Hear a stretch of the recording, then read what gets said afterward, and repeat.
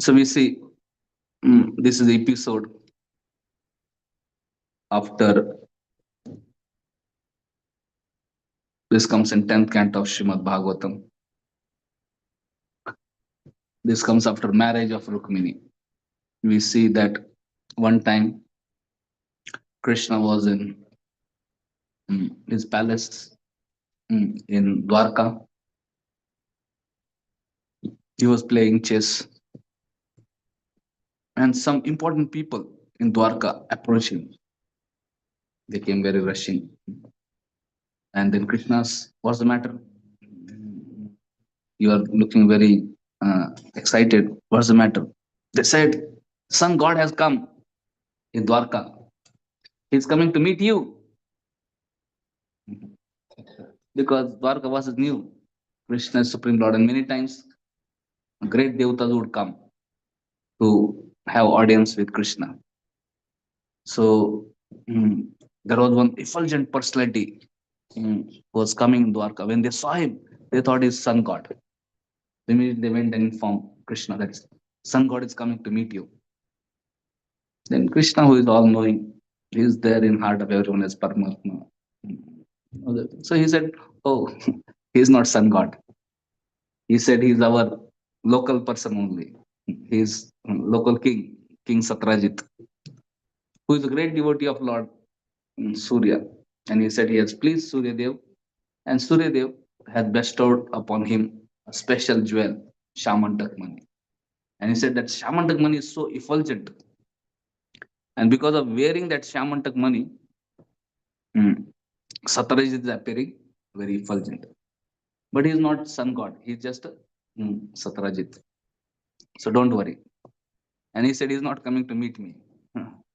So they said, okay, fine. They went back, and they saw actually Satarajit did not come to meet Krishna. He just went around Dwarka, just slow showing his opulence.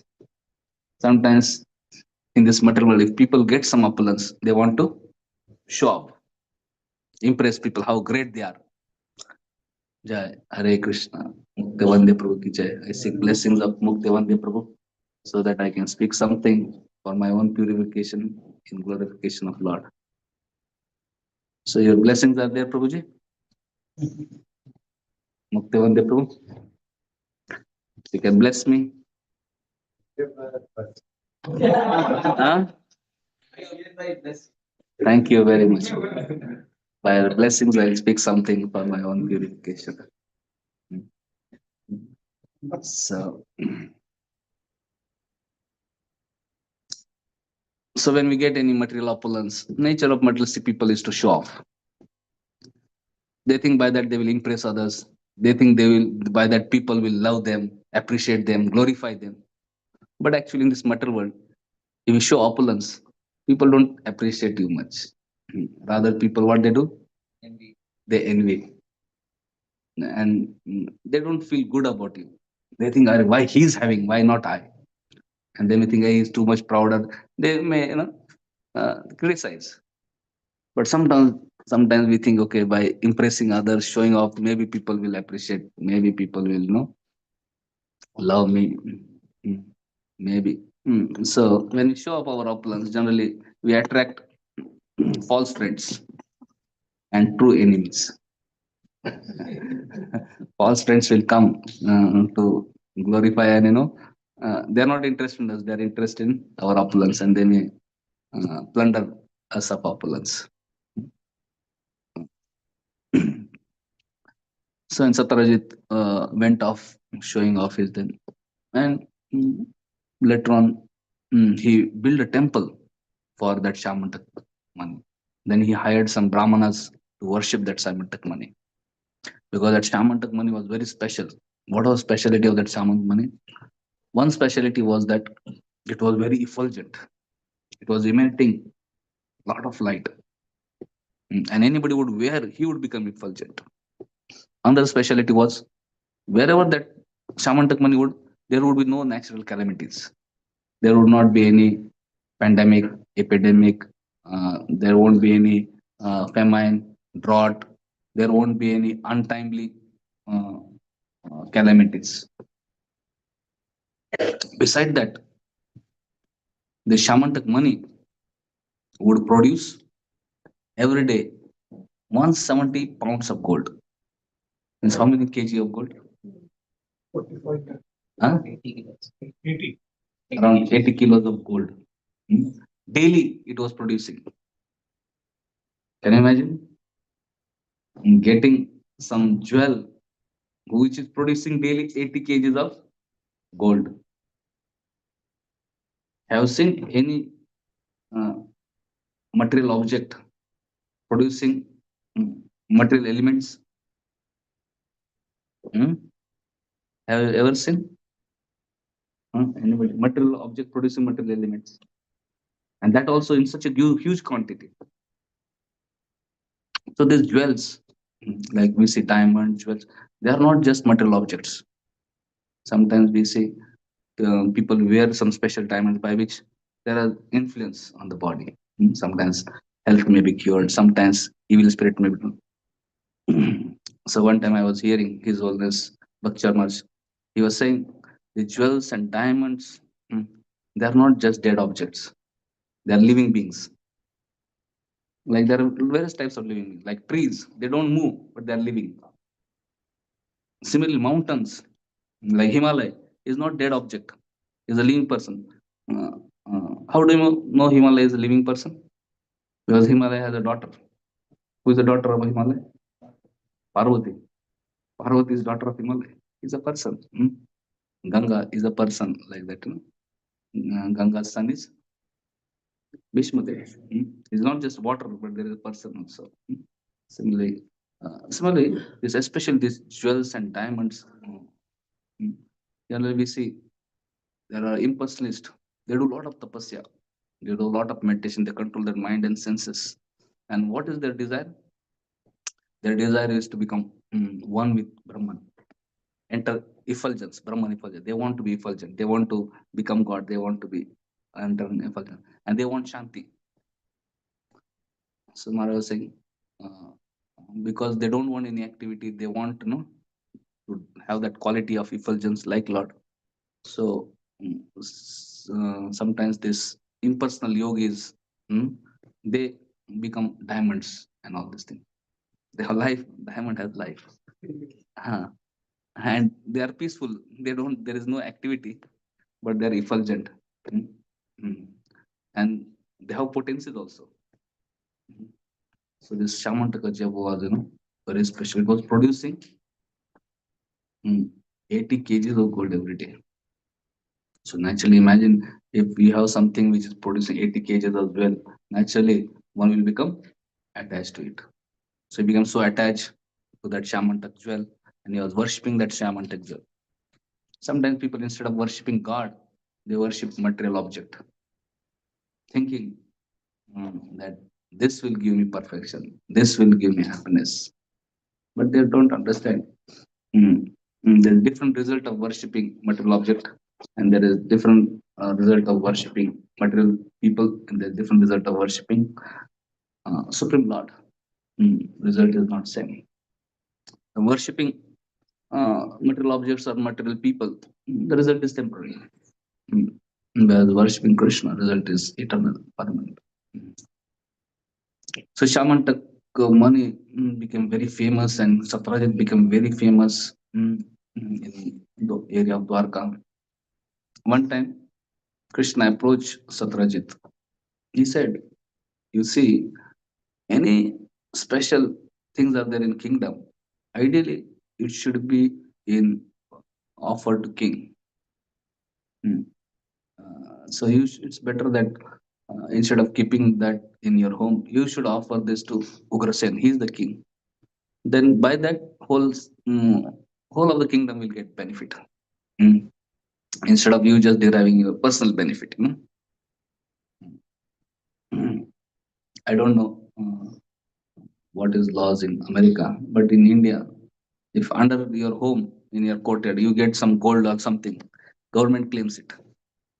You can't have it. You can, even you have your property, you can only have property whatever is there within 1 feet 2 feet below the ground. But if it 100 feet 1,000 feet before below your ground, if you get some wealth, you can't claim it is mine because I got it in my home, in my courtyard. Uh, it is understood property belongs to government. No, government will come and take. Mm. Or in earlier days, king. It is understood that that property has to be handed over to king. Any something valuable and very this thing. So king recommended, Krishna recommended you should give to Ugrasena because he's the king. But Satyajit, he said, how is it possible, Ray? Can you imagine giving such a valuable diamond to king? He said, no, no, it is not possible. It's my, I have got it. Why should I give to king? I will keep it for myself.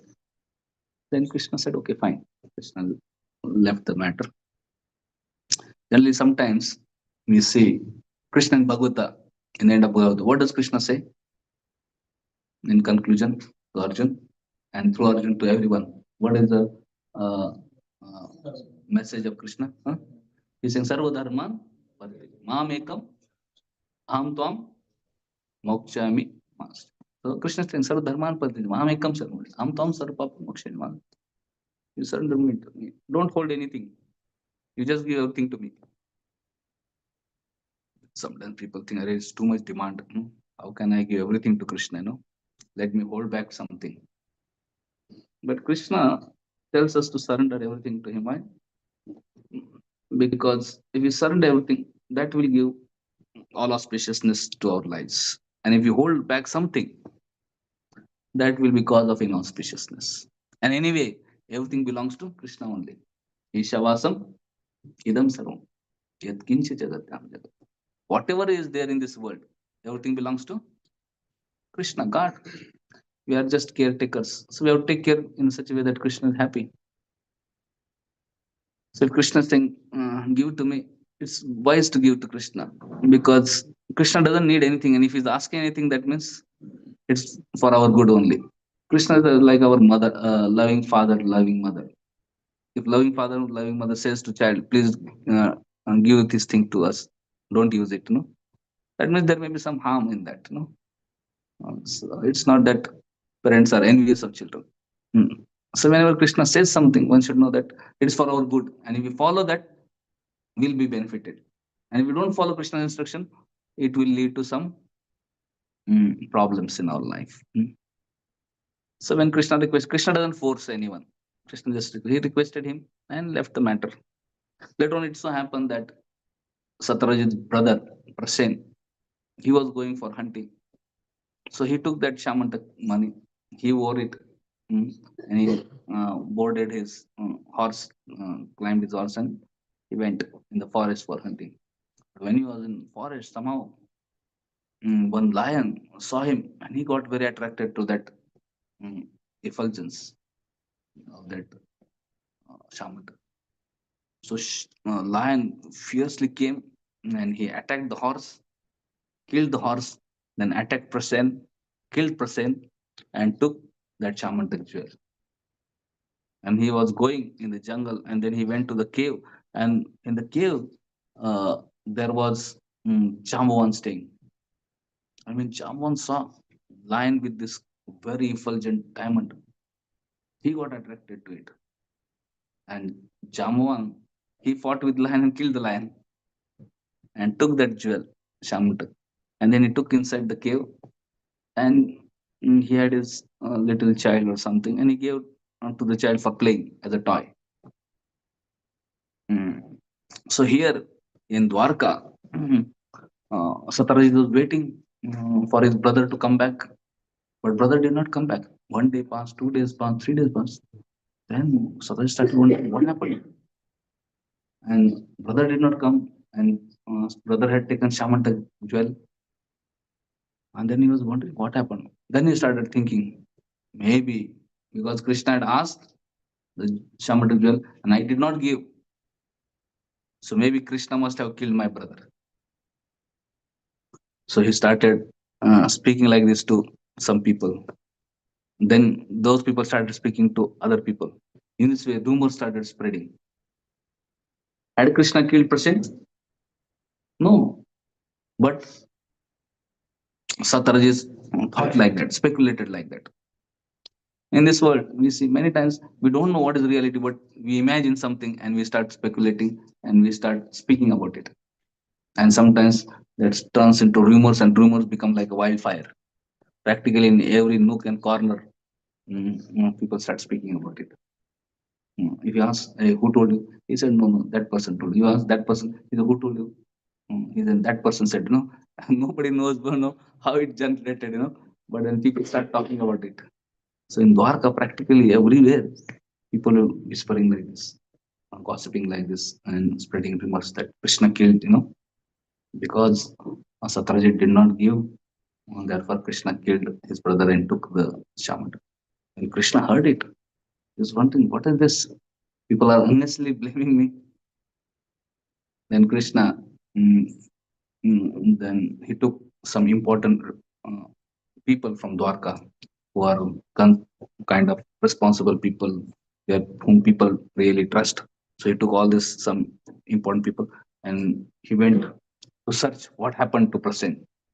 And while Krishna was searching different places, and finally they came to jungle. And in jungle, Krishna and all these leading people of Dwarka, they saw the horse of Prasen being killed there. They saw the dead horse. Then further they went, they saw the dead Prasen.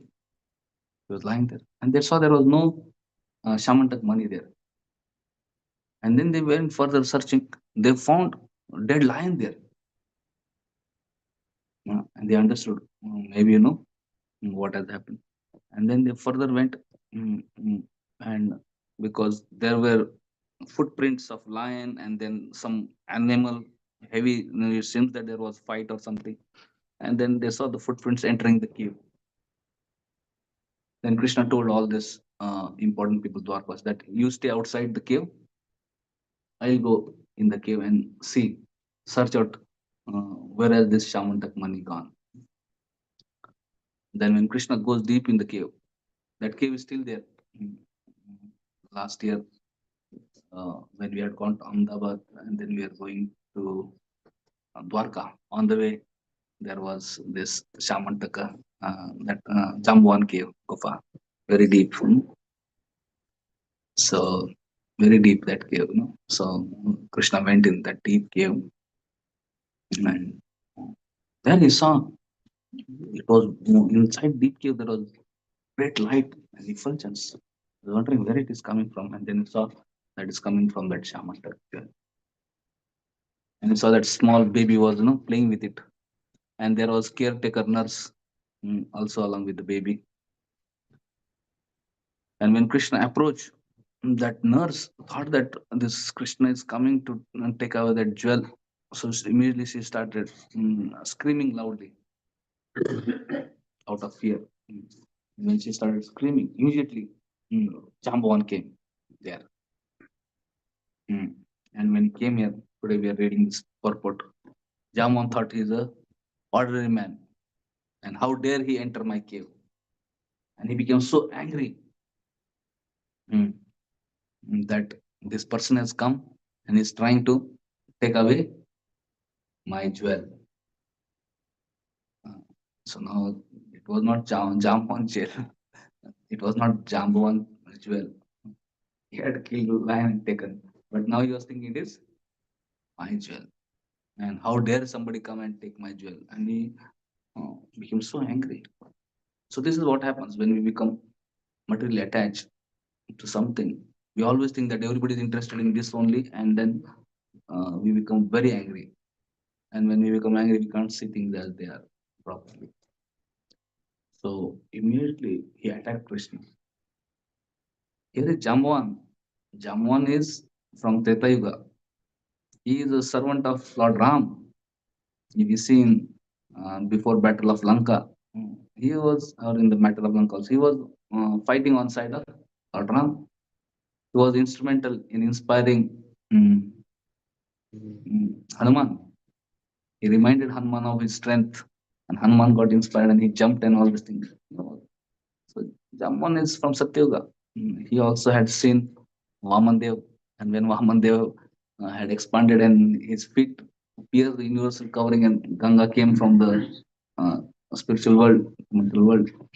That time Jamon had encircled 108 times lotus feet of Lord. So he has seen Vamandev, he has seen Lord Ram personally, he has assisted Lord Ram, and he is great devotee. He has seen Rama and he is glorified as great devotee. Mm. Mm. Like Hanuman, Sugriva, Jamwan. So Jamwan is like a great devotee of Lord Ram. So this time when Krishna came, he couldn't understand that this Krishna is same Ram, same Lord has appeared now. And but he thought he is some ordinary man and thought he has come to steal away my jewel. And then he started attacking Krishna. So Acharya said, when we become materially attached, then it's very difficult to see things that are there, and we may not be able to recognize Supreme Lord. We may not be able to recognize saintly person. We may not be, and we may fight with them also because of our material attachments. So Jamon started fighting, and that fighting became so fierce. One day passed. Both were fighting, and whole night they fought. Second day passed. Day and night they fought. Third day passed. Day and night. Fourth day. 12 days passed. And this fighting was going deep in the cave. And Dwarkavasis, important people who had come with Krishna, they were waiting outside the cave. Because Krishna said, because Krishna understood they are very fearful to enter. It was dark. So Krishna said, you wait outside, I will come. So one day, 2 day, 12 days passed. Then this Dwarkavasis understood maybe some inauspicious thing has happened. They became very hopeless. They went back to Dwarka in a very morose condition. And everybody became, when this all people saw that these people have come without Krishna, everybody thought maybe something has happened to Krishna, and everybody was in great anxiety. But here within the cave, what was happening was big fight was going on between Krishna and Jaman. And 12 days, 13 days, 15 days, 20 days, 25 days, practically 28 days, they were fighting day and night. It was not that 5 minutes rest. It was not that okay, so let's take 5 minutes rest. Maybe let's eat some food. Let take bath. Let us get some rejuvenated. And then again we'll fight. No, this fight was day and night. And after 28 days of serious fighting, Jaman started thinking because Jaman knew about his strength, how powerful he is. Jaman was very powerful, and he's from Treta Yuga, and this is Dwapar Yuga end. In Dwapar Yuga end, there cannot be so powerful humans. Uh, so he knew his strength cannot be matched by any human being. Even lion he easily killed. Uh, so mm, and because of fighting 28 days and he was thoroughly beaten by Krishna from top to bottom. His bones had become completely, and he had become so exhausted. And because of his, and he had never suffered any defeat in his life. And here he was thoroughly defeated, and because of that, it humbled him very much. Because how is possible anybody can defeat me like this? And when he humbled himself and started wondering who is this person, hmm, then he understood that only one person can defeat me, that is Supreme Lord. And when he thought like that, immediately, hmm, Divya Gyan Hriday Prakash, immediately there was enlightenment in the heart. Then he understood this person is my master. Lord Ram is not ordinary person, and he has appeared in this incarnation now. It's Krishna. He is my worthy master. And then immediately he fell at the feet of Krishna and started begging forgiveness and started glorifying Krishna. He said, my dear Lord, you are source of entire creation. You are the source of all material ingredients. You are the source of all the creators of this world. Mm. You are the source of intelligence of all the creators of this world. Sometimes Prabhupada says sometimes scientists create something, they become very proud. We have created. But Jamban says Krishna is source of intelligence of the scientist. Uh, so, so that's intelligence also actually given by Krishna. So we can't be puffed up with our borrowed intelligence. Anyway, he offered very beautiful prayers, and then Krishna was very pleased with his prayers. And Jamban had a very beautiful unmarried daughter, who was a great devotee of Krishna. Mm. So Jamban, uh, when offered nice prayers, then Krishna was pleased with his prayers, and then Krishna explained why he has come, and he explained the story how there has been rumors that, and then he has come to take the Shamantaka jewel.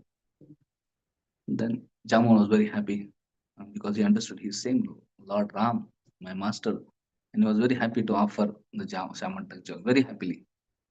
And not only Shamantaka jewel, he also offered his beautiful daughter, mm, Jambavati, in marriage to Krishna. So Krishna's first marriage is with Rukmini, mm, and Krishna's second marriage is with Jambavati. He went to search Shamantaka, and with Shamantaka jewel he got Jamati. This Jamvan offered because he was thinking, I have offended Lord, so I should uh, compensate for it. And then he offered not only Shamantaka but also Shambhavat in marriage. And then Krishna, when he came out, he saw there were no Dwarkavasis. They had already, then Krishna came to Dwarka, and when Krishna came to Dwarka, all Dwarkavasis were so happy. They were so jubilant because many of them thinking that Krishna is dead and gone, finished. When they saw Krishna alive, and they were so excited. And then Krishna uh, requested Shaman, Satrajit, to come in the court of the king Ugrasena, and in presence of Ugrasena and all important people Dwarka, in presence of Satrajit, Krishna explained what all things happened and how Satrajit's brother was killed by Prasen was killed by lion, and how that his horse was also killed by lion, and how that lion was killed by Jamwan, and how he fought for 20 days and got this Shamtak jewel. And he also introduced his wife Jamwati. Everybody was very happy. And when this thing happened, actually Satrajit became very morose. And then he realized he has spread all these rumors against Krishna. Then he realized he had done a big offense.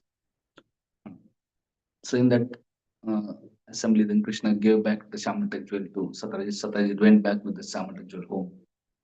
But in home, he was thinking, oh, I have offended Krishna and I have spoke so many ill things about Krishna.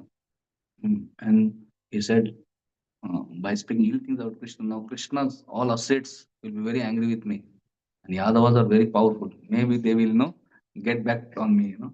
So he was very afraid. Maybe I have to do something to pacify Krishna and also pacify all the Yadavas. Otherwise, maybe because of if anybody becomes angry on me, maybe Krishna will not become angry, maybe he'll spare. But other people get angry, then they may get back on me and my life may be at threat. And also he wanted to save his good name because now when everybody came to know the real story, everybody started criticizing Satrajit. So he was thinking I have to do something to save my name. And because he had heard how Jamwan had offended Krishna and how Jamwan rectified by giving back the Shamantaka and also giving his daughter in marriage to. So he was thinking, oh, maybe I should also follow in his footstep. Mahajana Egata Sapanta, because Jaman offended and then later on Krishna was pleased with him because he surrendered, he gave Shamantaka, he gave daughter. Satrajit also had a daughter. And his daughter was also very beautiful, and he had promised to give his daughter in marriage to many other people also. Many people had given proposal, and he had given word that maybe I will give. But then he thought, "Arey, I have to now settle this matter. Maybe better I give this Shamantak jewel back to Krishna and the daughter also." Though actually he was very attached to Shamantak jewel. He didn't want to give. But then he was thinking, if I don't give, everybody will criticize me. So I have to somehow, he was feeling the social pressure. Sometimes when social pressure is there, you do, even if you don't want to do. Mm. And so he went another day with that Shamtak money and with his daughter. And then he offered to Krishna. He said, "My Krishna, I have unnecessarily offended you. Mm. So please forgive me." And he said, "Please take this Shamantak jewel and also please accept my daughter hand in marriage." His daughter's name was Satyabhama. Satyabhama from childhood was actually great devotee of Lord Krishna. Just like Rukmini, from childhood she had heard about Krishna and she had developed love for Krishna, attachment for Krishna, and she was also always praying when I will get opportunity to marry Krishna. Similarly, Satyabhama was also always deep in heart desiring to get Krishna as her husband, and she had developed that natural love for Krishna. So Krishna is there in heart of everyone. So Krishna could understand that Satyabhama has been desiring that for many, many years. So then Krishna immediately accepted Satyabhama in marriage. But Krishna could also understand the heart of Satyajit, that he is very attached to Shamanta money and he doesn't want to give me. But because of social pressure, he is just offering. But actually, in heart, he doesn't want to offer. So then Krishna said, "My dear Satyajit, I don't need Shamanta. So you keep with it. Anyway, you are staying in Dwarka and if it's there with you, anyway, everybody will benefit. It's no problem." So you do not accept. So Krishna is not in need of anything. Mm. Unless we give with love and devotion, Krishna doesn't accept it. Krishna doesn't need. So Krishna doesn't say external formalities. Krishna says, really we want to give or not. I remember one time, first time when I went to Vrindavan or Krishna Balram Mandir, last day of the yatra, I thought I should take some prasadam to home. So I purchased some prasadam and I thought I should offer to Krishna Balram, Allah Sham Sundar, and then I'll take home.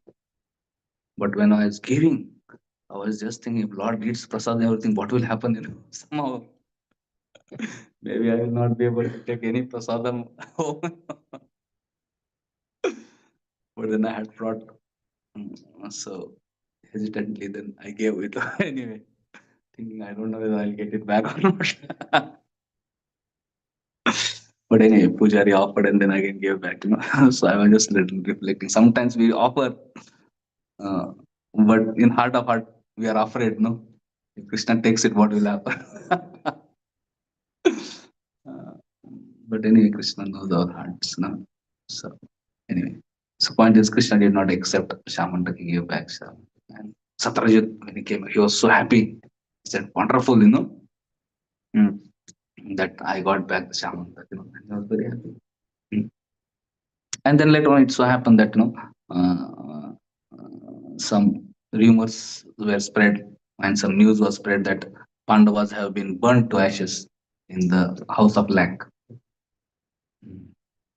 And when that news came, actually Krishna Balram, they knew that Pandavas were not born. But still, because that was and all relatives were coming to Hastinapur for condolence meeting and all. Krishna Balram also, mm, as a matter of etiquette and formality, they went and they saw in uh, this Hastinapur, so many people around the world have come and everybody is lamenting how Pandavas have died and how Kunti has died. And he saw that, Dhritarashtra and Duryodhana and all, they were also shedding crocodile tears.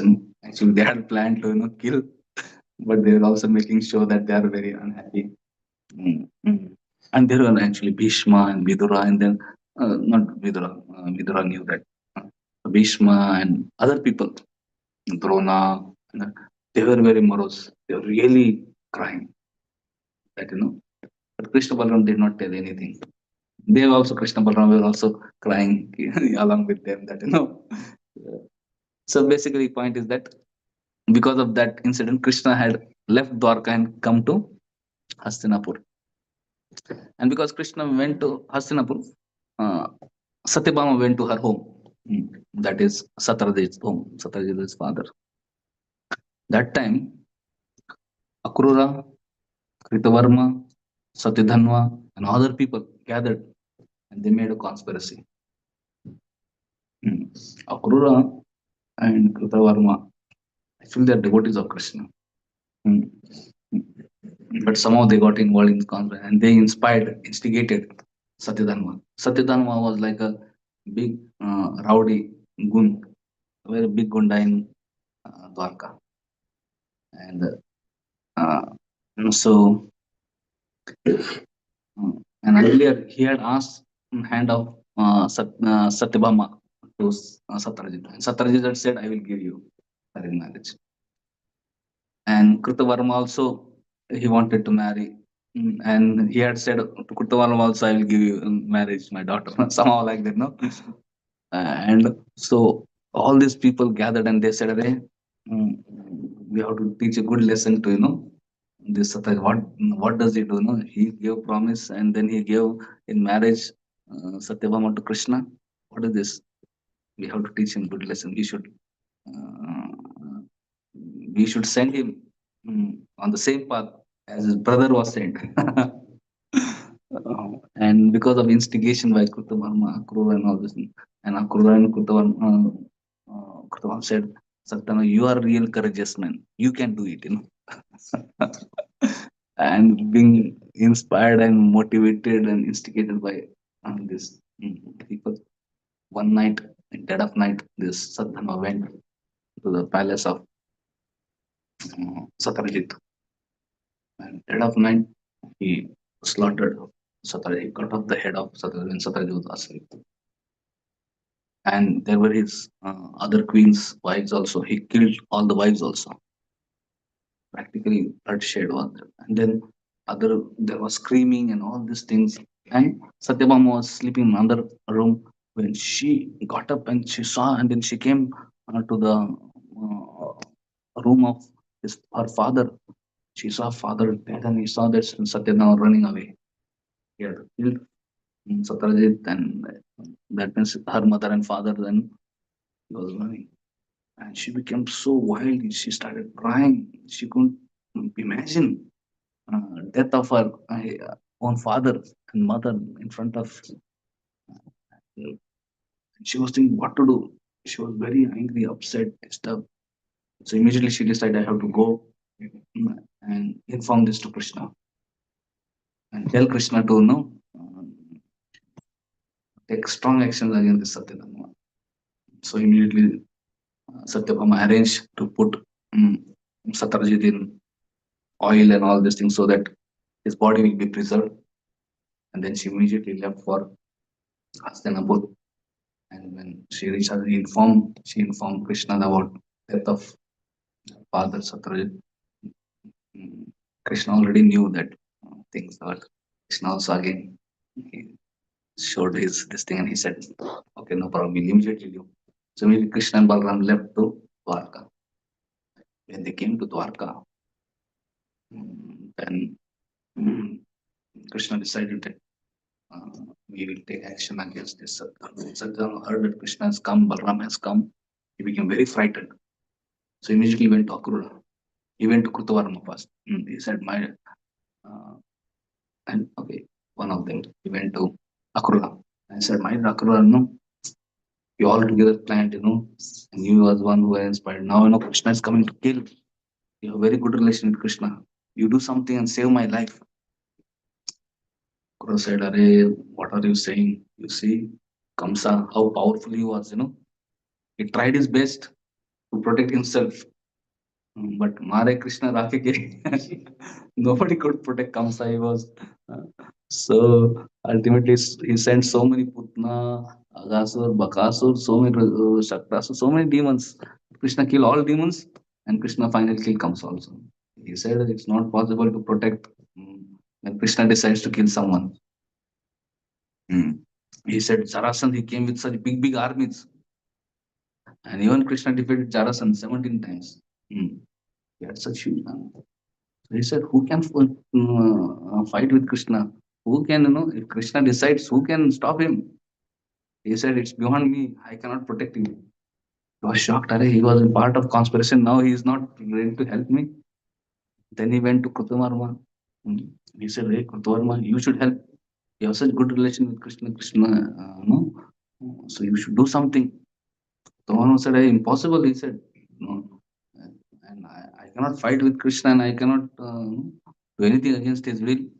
And he said, haven't you heard how Krishna as a little baby, he lifted Gordon Hill 7 days, 7 nights. He humbled Indra also, He humbled all devatas, He's not ordinary person, I can't take panga with him, He said, please forgive me, I cannot help you. So he went everywhere. Nobody was ready to help. Now he understood. Now my life is at stake. I have to somehow escape. But before escaping, then because he had that Shamantak money, he had stolen. He killed Satyajit and he had taken Shamantak money. And it was with him. So he took that Shamantak money and then he went to Akrura. He said, you please keep this Shamantak money with you and I will escape. Later on, I will take it back from you. Akrura said, okay, fine. This he left. And dead of night only, this Satyadharma boarded his chariot, he boarded his horse. He had a very swift horse, and swift horse ran very fast, left Dwarka. And when Krishna came to know that Satyadharma already left, Krishna and Balaram also boarded their chariot. They started chasing him. Practically, from Dwarka to Mithila. Dwarka is in Gujarat. Mithila is in Bihar. Almost from west to east, 800, 900 miles, more than 1500, whatever kilometers. So this was running in the horse. And Krishna and Balaram were chasing, and he was running and running and running on the horse. But after running constantly for hours together, and so many thousands of kilometers, and horses ultimately animal, it has also some stamina. And then finally, horse collapsed and died because of so much running. And then when Satyajit understood, now horse is dead, Krishna Balaram was chasing from behind. Then he started running on foot. And then Krishna and Balaram also got down from the chariot. They also started running. And then finally Krishna sent his Sudarshan Chakra, chopped out the head of Satyadharma.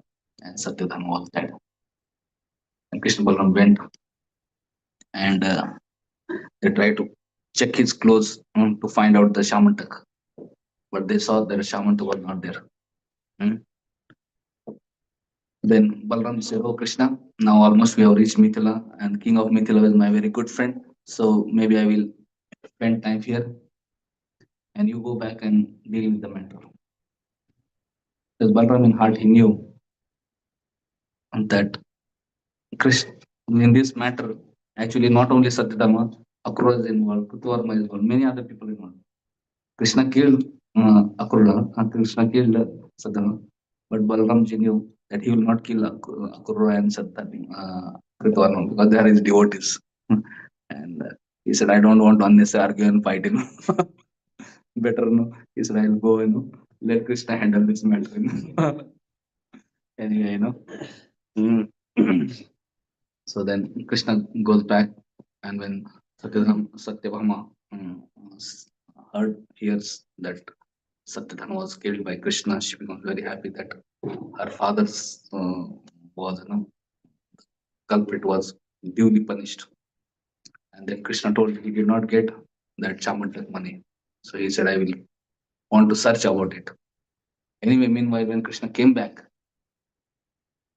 and people understood that the Satyabhama was killed, Akrura, Krutavarma, others who were involved in the hospital, they become very afraid. They understood now, Satyabhama was finished. Now next will be our turn. So everybody, Satyabhama, this Akrura ran away from Dwarka. Thorum also left Dwarka. All these things, those who are involved in conflict, they left Dwarka.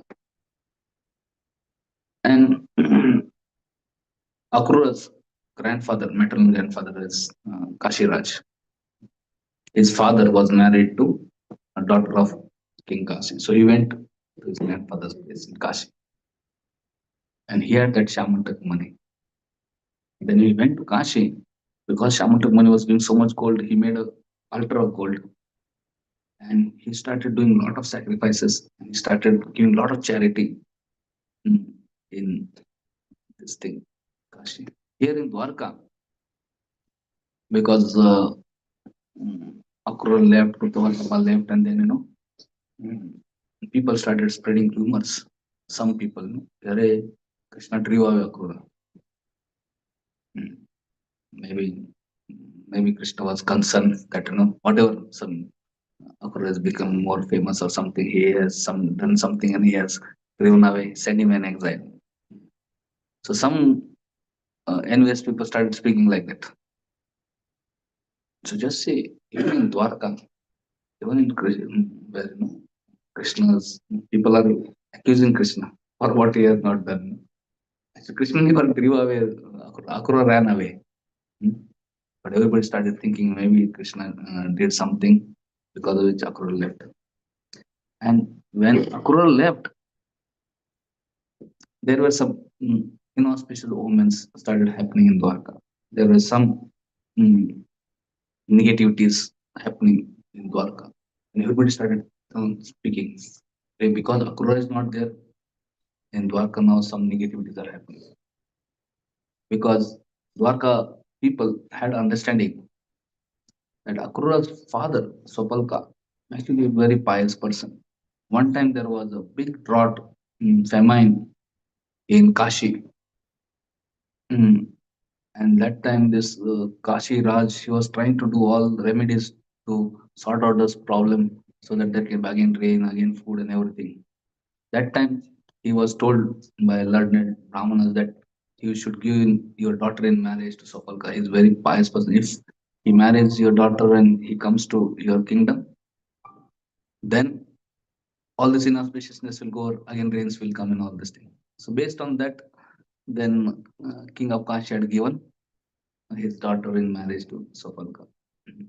And then when Sopalka came to Kashi, immediately rains came, and all the famine was gone, drought was gone, everything was, everything became prosperous. And later on, Sopalka came to Dwarka, I was staying, and then he had son Akrura, and Akrura was also very pious. So everybody had that understanding. Sopalka is very pious, and Akrura is very pious, and they're thinking as long as Sopalka, Akrura are there in the kingdom, everything will be auspicious. But when now they started seeing some inauspicious signs, they start thinking, oh, because Akrura is not there, there are inauspicious signs. Actually, in presence of Krishna, there is question of any inauspicious signs. But Krishna purposefully arranged that inauspicious thing so that Akrura will be forced to come here. Because all people will demand Akrura to come. And then Krishna sent message to Akrura that please come. Mhm. Because all the citizens were feeling like that. And then Akrura came back to Dwarka. And then Krishna spoke to Akrura that, my dear Akrura, I know that Shamantaka jewel is with you. But he said, there are some of my family members who don't trust me. They are not believing in it. Uh, So I want you to show that Shamantaka money to all my relatives. And anyway, he said, Satrajit, that Samantaka money belonged to Satrajit. Now he's dead. And mm, he had no son. And his wife is also dead. And he had only one daughter. And that is Satyabhama. He said, Satyabhama is not interested in Shamantak money, but Satyabhama's son may be interested. So, rightful inheritance of that Shamantak money will be Satyabhama's son. So he said, but anyway, he said, you can keep that Shamantak money with you only, no problem. But at least you show that to the mm, people of Dwarka, especially because some of the Dwarka Vasis, especially some of the relatives, including Balram, do not trust me that you have the this thing. Then Akrura said, no problem. And then he showed, but he understood that Shamantakmani was actually Akrura. So we see in this past time that the Shamantak money is very materially valuable, but whoever possessed it, so much inauspiciousness and calamity came in his life. Satarajit possessed it, and then his brother was killed, his horse was killed. Later on, he was killed. Later on, Satyavan tried to get it, he was killed. And even Akrura and Krutamanu, they got into conspiracy. Somehow, because they are great devotees, Krishna spared them. But Acharya asked this question: how is that Akrura is a pure devotee of Krishna? How they got involved in this conspiracy? So Acharya explained: Akrura, because he went on behalf of Kamsa to Vrindavan to get Krishna, and he got Krishna. That time, Brajavasis were very unhappy, and because he broke the hearts of Brajavasis, Brajavasis had some ill feelings towards Akrura. Because of that ill feelings, or in one sense, he had broken their heart. There was hurt in the feelings of Brajavasis towards Akrura. Because of that, he got involved in conspiracy. So he said, if you offend any devotees or devotees curse us, we may be trapped in some conspiracy, or we may be trapped in some sinful activities, or we may develop material desires and all these things. So we have to be very careful in not offending devotees, not hurting devotees. Acharya explained, how it is possible? He was in his duty to get Krishna back. He had to do his duty. How is it not? How is it possible to do his duty without offending? So Acharya explained that actually he should have. There is no problem in bringing Krishna from Vrindavan to Dwarka, but at least he should have consoled Dwarkavasis. He did not, they were crying and lamenting and all these things, and he did not. He just, mm, in one sense, forcefully brought Krishna to, without feeling for the, so he should have been little empathic, understood the feelings, and let less little bit, this thing. So point is, this dealing with Vaishnavas is so subtle. And we have to make sure the devotees are actually pleased and they are not offended. So in name of service, we can't deal rashly with devotees, and we should be sensitive also and make sure that we get blessings of devotees. When we get blessings of devotees, we get blessings of Krishna. We can chant Krishna through him, and we can progress very nicely in Krishna. But knowingly, unknowingly, often devotees and devotees feel hurt. Then, if we knowingly offend devotees, then our heart will be filled with material desires, and then it will be very difficult to practice Krishna consciousness. We will become materialistic. Unknowingly offend, still there will be some obstacles. But those obstacles will be external obstacles. At least we will be able to chant Hare Krishna. So in one sense, Akrura had no intention to offend, but unintentionally offended. So therefore, at least his devotion service was not checked, and Krishna did not take very serious action. But there was some external problems. He got little attached to materialistic things. He got attached to Shamantak and all this. Similarly, Krutavarma, how Krutavarma got involved, he was also pure devotee. So it is said because he was closely sitting with Kamsa, because of that association. And sometimes we associate with sinful person. And in that association, we may also unknowingly get influence. So Acharya explained we have to be extremely careful of materialistic association. Even if it may be great, but we associate, you may get uh, trapped in some conspiracy, some problematic situation. So, but anyway, because he was also devotee, Krishna did not kill Akrura or Keton, though they were also involved in conspiracy of, because their intention was also, Krishna doesn't say only external, Krishna says in the Kurtavarma and Akrura were thinking, what is this Satrajit? Krishna wanted this jewel, he should have given, but he has insulted Krishna, and they were angry with him that and they should have, he should have, so they wanted to little bit take action. And when they saw this Satyadhana also angry, they joined with him, But in once they were not envious of Krishna. Mm.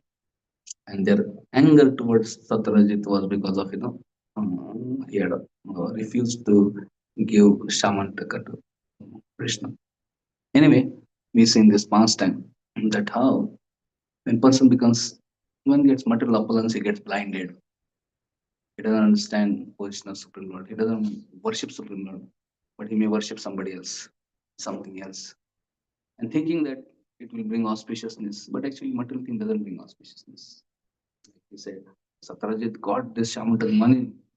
What auspiciousness happened in life? There's no auspiciousness. Practically, he brother died, he died, and so everything was real auspiciousness comes. Mm, mm. If we take shelter of not Shamantak money, but Chintamani. Nama Chintamani Krishna's Chaitanya Rasa. Mm, Real Chintamani, desire for healing, is actually Nama Chintamani, holy name of God. Purna Shuddha Nitya Muktva. This holy name is Purna Shuddha, completely pure. Holy name is Nitya Mukta, is eternally liberated. And holy name can completely purify us and liberate us also. Mm. So, why? Because Abhinatvam Namanami, because holy name is Krishna, Krishna is holy. Abhinatvam, there's no difference. So instead of giving too much value to materialistic jewels and diamonds and materialistic opulences, actually we should understand that mm, spiritual opulence is actually real, but especially the holy name. We see Sanatan Goswami time 500 years ago. There was one great devotee of Lord Shiva. He was worshipping Lord Shiva for many years, hoping that he will get touchstone. Touchstone means you touch iron to anything, that touchstone it becomes gold. And then after so many years of intense tapasya, Lord Shiva was pleased with him. And when Shiva was pleased, this devotee asked, "My dear Lord Shiva, please give me touchstone." So Lord Shiva said, "Oh, you want touch? So you go to Sanatan Goswami. He has touchstone. He will give you." So he goes to Sanatan Goswami. And when he went to Sanatan, he saw Sanatan Goswami was living in hut. And was shocked. That person was having touchstone. How can he live in hut? But anyway, he thought maybe he's just hiding his real weapons. He went and offered them words to Sanatan Goswami. And he asked Sanatan Goswami, he said, "My dear Sanatan Goswami, Lord Shiva sent me to you to get touchstone. So can you give me touchstone?" Sanatan Goswami said, "Yes, you want touch me, you just go outside my kutir. There is a dustbin. You go, you'll find there is touchstone."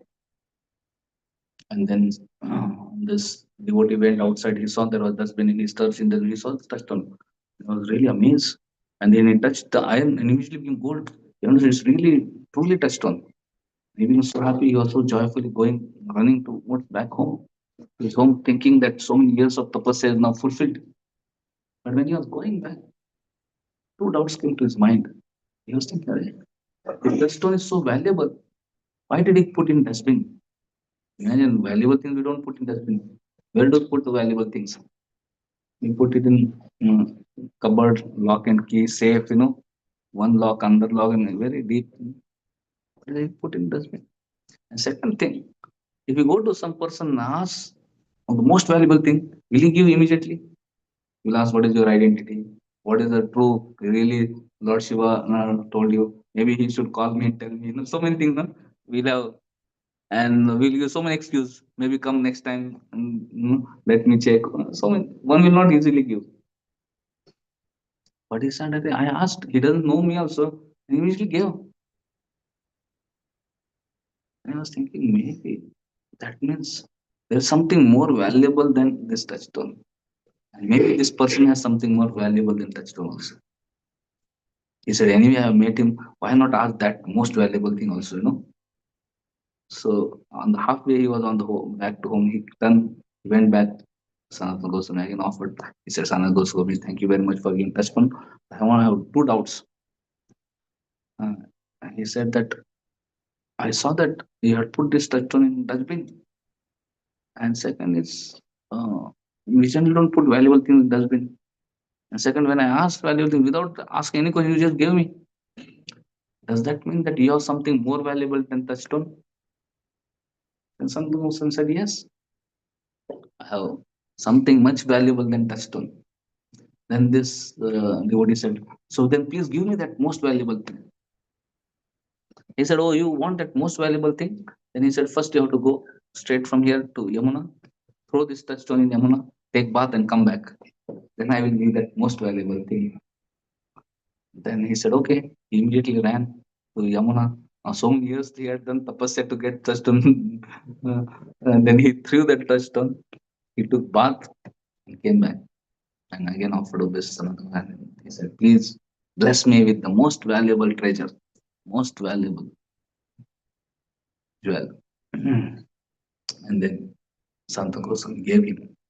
He said, what I'm giving is most valuable. He said, the touchstone, what can it give you? It can only give you gold. But it cannot free you from the sufferings of this world. It cannot free you from the anxieties of this world. It cannot free you from the cycle of birth and death. So rather, along with that, so many miseries will come in your life. But he said, the gift which I am going is real wealth, real jewel, is a chintamani, desire fulfilling. If you take it properly from me and follow my instruction, he said, your all problems of life will go and you will get deep satisfaction, deep happiness, and you'll develop pure love for God. And you'll be free from cycle of birth and death, and you'll go to the kingdom of God. And then he gave him this Hare Krishna mantra. He said, please chant Hare Krishna, Krishna Krishna, Hare Hare, Hare Ram, Ram Ram. This Hare Krishna mantra is actually much, much more valuable than Shamantaka money or any touchstone. In this world, people run after Shamantaka money, run after touchstone, and they ruin their life. They ruin their health. They ruin their relationship. They sacrifice their character. They sacrifice values, and get involved in so many sins and so many things. Sometimes we see so many people get graduated from big, big colleges like MIT, Harvard. Other day I was just in Harvard and I was just going through one article, and it was mentioning various principles to achieve success. And last principle they had said, not going in jail. I was surprised, because they were quoting so many Harvard graduates after accumulating a lot of money and this, how they got involved in some illegal things, unethical things, and they end up in jail. Hmm? So sometimes when you get money and all these things, sometimes the internet can get corrupted, and you may spoil your life. You remember in just in Newtown, where when you go from that towards our temple, there is one huge housing society, Unitech, Uniworld. Practically, there are more than 10,000 apartments, and every apartment is more than a crore rupees, so costly. But you see that there are some apartments, hundreds of apartments, incomplete. So one day I asked, why there are thousands of apartments complete, but why there are few hundreds of apartments incomplete? So many years. And then that person told me, Prabhu, the owner of this mm, mm, Uniworld or whatever housing, somehow he was found culprit in some, something, and then now he's in jail. And because he's in jail, and now he has lost all money, and because of all these things, now all this is incomplete. He has no money, and then I'm just thinking, after earning thousands of crores, but people become so greedy. His material wealth means it doesn't satisfy you. If you have 1 crore, you want 100 crore. If you have 100 crore, you want 1,000 crore. If you have 1,000 crore, you want 10,000 crore. It doesn't satisfy. You want more and more. You become greedy, and then one gets involved in unethical things. And then one gets caught up in some corruption, this, that, and then put in jail. So instead of peace of mind, happiness, one gets, one ends in lamentation. Hmm. So, so we see that all this so-called running after material opulence can actually ruin one's uh, uh, health, relationships, character. One may lose peace of mind. Why? Because this all belongs to Krishna, and if you don't use in Krishna, so it becomes cause of destruction. Hmm. This is Lakshmi. Lakshmi belongs to Narayan. You try to enjoy that Lakshmi without Narayan, it becomes Durga. Because destruction. Like Sita belongs to Ram, but Ram tried to enjoy Sita, and then Sita became cause of destruction of Ravan and all this golden Lanka. So Lakshmi is not bad, wealth is not bad, but when you try to enjoy that, that is bad. Wealth is wonderful, but that has to be engaged in service of Lord and upliftment of world, helping world come closer to Lord. So then opulence is wonderful. Like Hanuman went and united Mother Sita with Lord Ram. Similarly, one can have opulence, but we have to use that in service. Then there can be peace. There can be wonderful. But separate from God, when we try to focus our whole mind and attention on material things, that cause destruction. So Prabhupada said that it's not that we are not, our philosophy is not bhog or tyag. We are not that, we don't promote that we should enjoy materialistic things. Neither we say we renounce. Both are not sustainable. Bhog is like a one negative axis, and tyag is another part of this thing. It's like pendulum, bhog, tyag. Nothing, bhog will not satisfy us, tyag will also not satisfy us. What will satisfy is seva. Mm. So whatever we have, whatever talents we have, whatever abilities we have, if we can connect to Krishna and engage in Krishna's service, that can actually bring all auspiciousness life. And greatest wealth, mm, mm, what we have is actually mercy of Lord in form of holy names. So we should not uh, compromise on chanting Hare Krishna while running our own other wealth of this world. Because we should know this real wealth, holy name, is actually what is going to help us, save us. In the morning, we are, I will just tell this and end. In the morning, we'll discussing about Madhurashtakam or Kevalashtakam.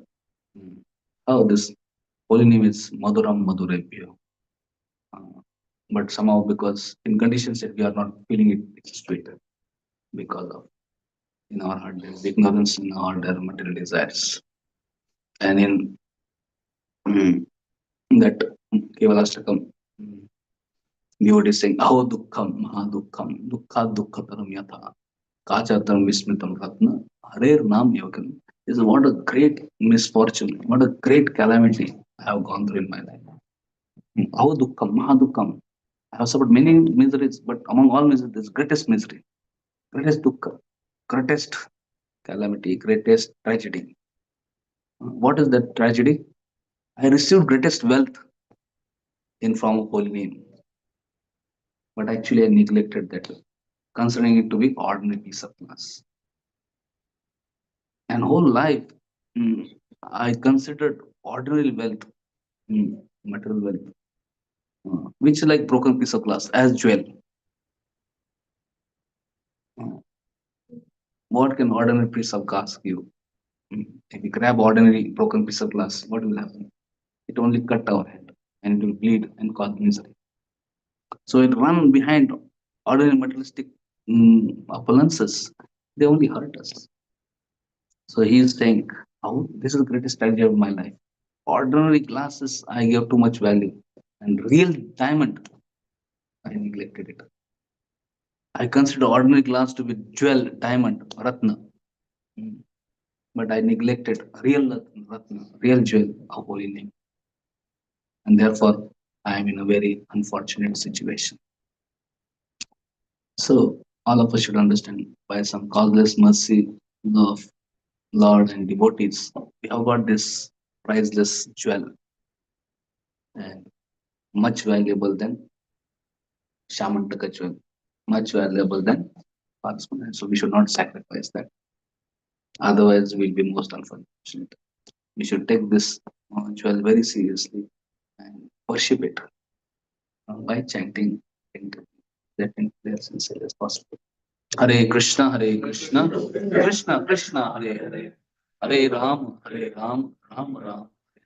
And to chant alone is very difficult because Maya is very powerful. Therefore, we need association with devotees. When you're association with devotees, you can get inspiration. Like we see outside Boston, now everybody is running. Why? Because of association, everybody is enthused to run.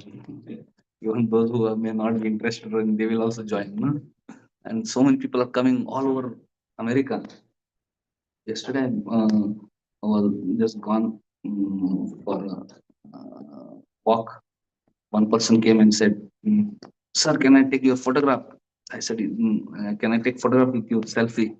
I said, "Yes, but please tell me, you are from where are you coming from, and what are you doing here?"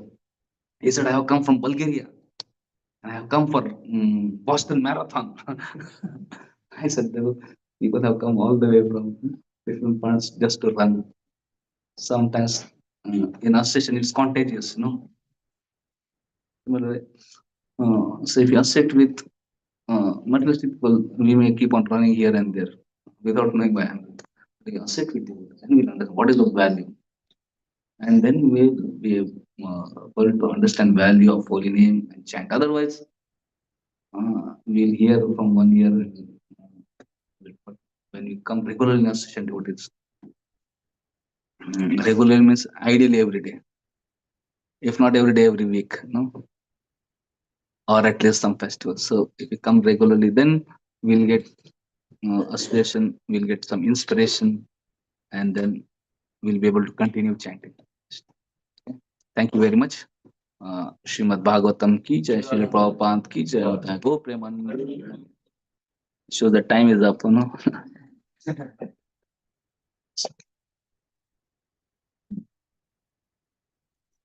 Anybody has any comment or any question? Officially class is over, but if anybody has any comment or any question, we can take. Or if I have spoken anything wrong, Manmali Pandit Pro can rectify.